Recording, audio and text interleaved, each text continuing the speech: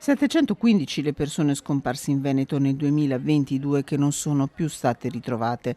Un dramma per le famiglie che aumenta quando si tratta di minori. Il 25 maggio è il giorno dedicato dall'ONU ai bambini scomparsi. In piazza Cavour a Padova i volontari dell'associazione bassanese Penelope.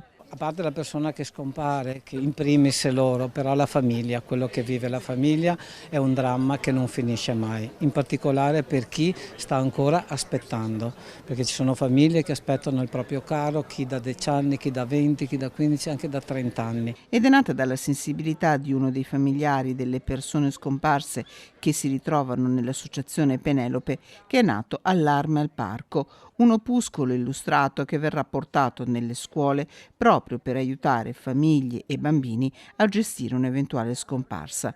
Porteremo l'argomento anche nelle scuole, è indubbio che bisogna agire di squadra.